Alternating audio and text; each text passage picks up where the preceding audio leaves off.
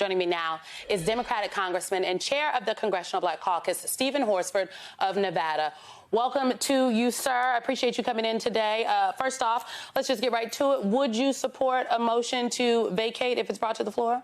Well, first, let me extend my condolences and remembrance. Today is the anniversary of the 1 October shooting, which was the largest mass shooting in Las Vegas and the largest mass shooting in U.S. history. And so the survivors, the families are still grappling with the loss of their loved ones and the impact to their lives. And we will never forget. And I wanted to start off by remembering. Absolutely. Very harrowing. Gun violence is something that is gripping this country. And I know it is an issue that you and the caucus are focused on. Absolutely. Now, to the issue of vacating the chair. Look, Kevin McCarthy has already vacated the chair. The leader of the House of Representatives, the next speaker, is Hakeem Jeffries. Why do I say that? Because he's responsible for delivering more votes to avert this extreme MAGA Republican shutdown. He delivered more votes during the fiscal cliff fiasco that was caused, again, by extreme MAGA Republicans.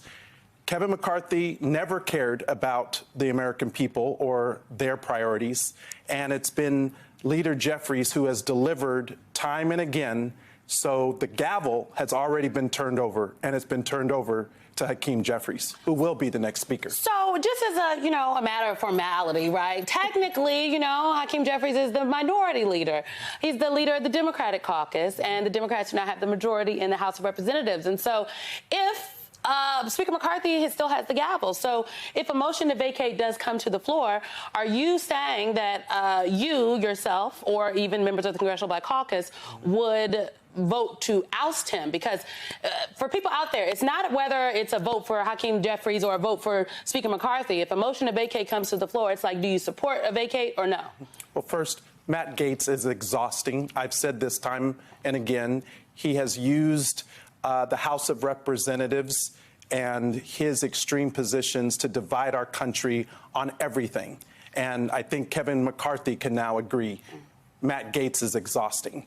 I'm going to follow my leader because he is the leader, not just of the Democrats, because he is the one who is keeping our country together. Not only is this about millions of Americans who are going to continue to get their paychecks, this is about women who have been worried about the criminalizing of reproductive health care. This is about Title I schools that were on the chopping block. This is about extreme Republicans who wanted to cut 70% of funding from programs like the LIHEAP program, which provides heating to low-income seniors, or cutting programs for nutrition for children and seniors.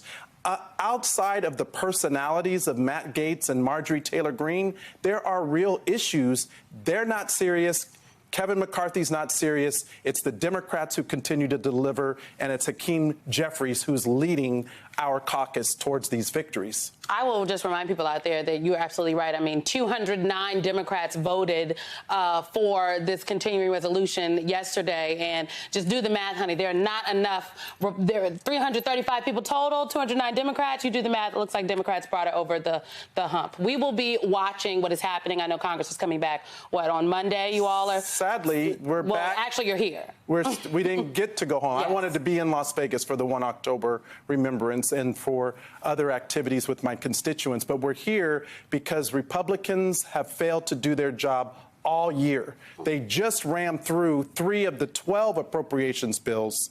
But because of that, we still have 9 more bills to get through in order to fund the rest of the federal budget, which I hope we'll be able to come together and find a bipartisan vote to do. So what happens 45 days from now? Are we going to be right back here in this position?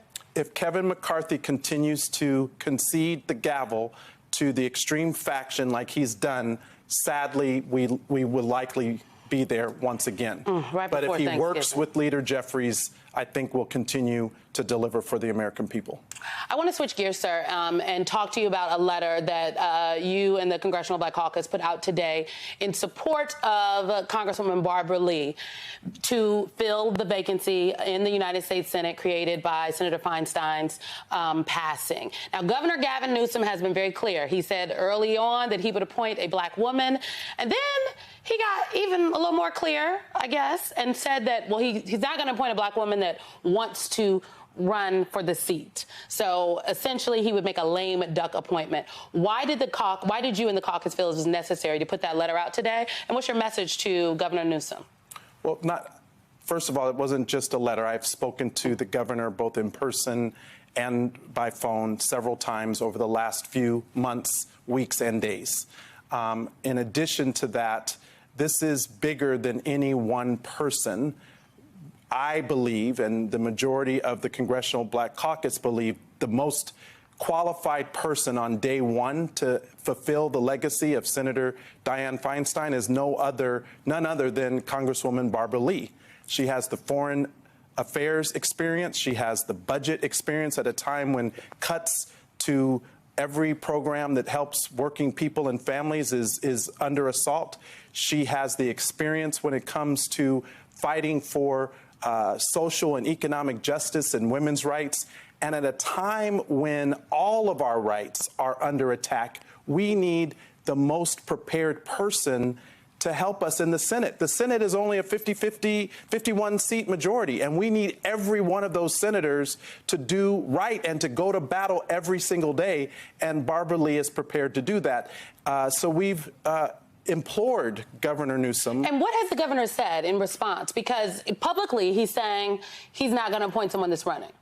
Well, what I've asked is for the governor to reconsider public statements that may or may not be exactly what he has intended, and to do what is right based on the legacy, the longstanding legacy that he has upheld prior to this. Governor Newsom has delivered for the people of California. We're asking him to understand the moment of this appointment, not only for the people of California, but for the people of the United States, and yes, our very democracy that depends on the person that we put into this position. I would argue black women are definitely watching.